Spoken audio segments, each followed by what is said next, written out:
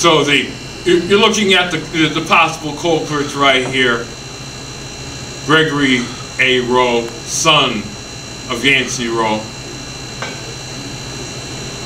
Evans Howard Daniels III, Austin Daniels, and one I David Daniels. July 3rd, sometime in the late 60s. Washington, D.C., a home of turmoil.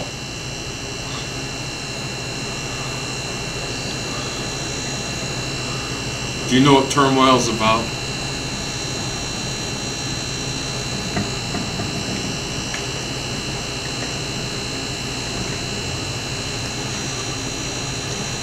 You know, at different stages and different times in our lives, we all experience a little bit of turmoil. Now, back in the late 60s, early 70s, Washington, D.C. was experiencing a different kind of turmoil. Turmoils with cities burn, fire, burn. But in the eyes of young I, this wasn't the greatest deal of terror. The greatest deal of terror was Yancey Rowe terrorizing our friend. This had to go. Plotting and planning had to take place. The ringleader, one young David Daniels, decided the best opportunity would be on the 4th of July and making sure that leftover fireworks were secured for this action. Evans Howard Daniels III, Howie Daniels, well, he had to be the big mouth, distracting all comers from all possible actions. You mean, perhaps if one had looked, there were warning signs before. In the city of turmoil.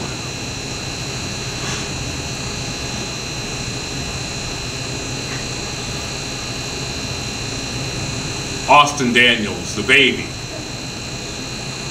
the innocent one, but caught into this web.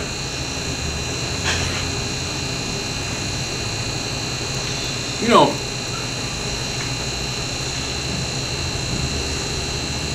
it's tough to be a parent in any generation. When one is young, we don't think they have any of the answers. But it's amazing what happens as we get older. Suddenly those people that made no sense whatsoever begin to make a whole lot of sense. Sometimes we understand that later on in youth.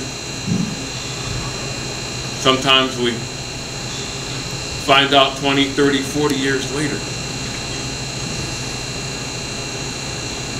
This story doesn't tell that answer. This story tells the story as it happened.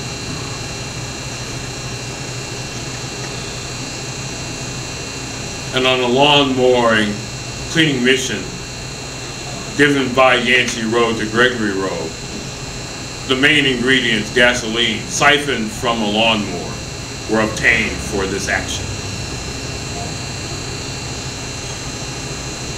12:50 p.m. The one culprit brings in the extra fireworks. The second culprit takes out the gasoline. Added to that, 3 bottles of spray paint.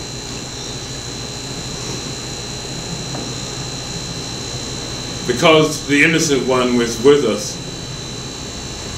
no questions are asked as the 4 head out to their park.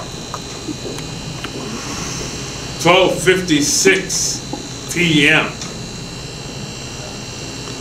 The fire is ignited. Fire burning! Fire burning! Fire burning! The 4 corporals need to run! Kaboom! One hears as the four corporates jumped over the fence. Kaboom! Uncle Yancey hears the noise and wonders what's going on.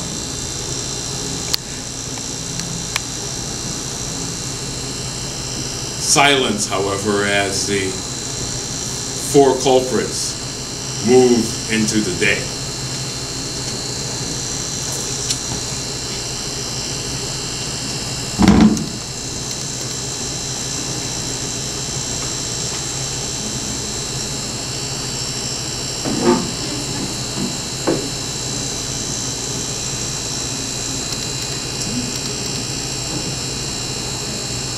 How many of you remember third grade? Your teachers? What was it like for you? Were you the star athlete or the nerd or the brain? Can you remember a specific day and time in third grade?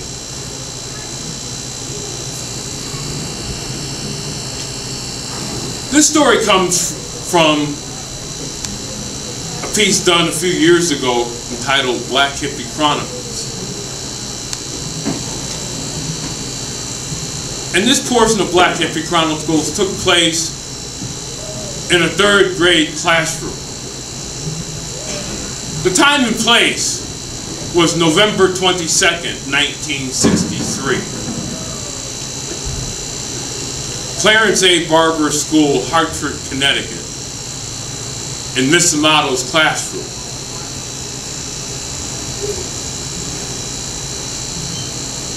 Everyone has their strong suits and their weak suits. This was third grade math. I hated math. Didn't do too well at it, and Miss Amato knew it, wasn't too pleased. Miss Amato seemed mean. You know, it's funny how sometimes in life,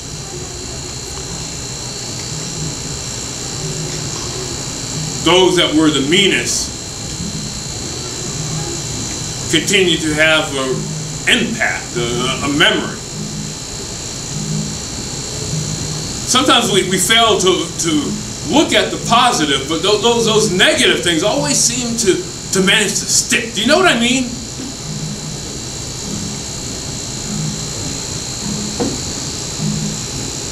But hopefully as we grow older, we remember some of those personal moments. And in that third grade classroom, November 22nd, 1963, there was a personal moment.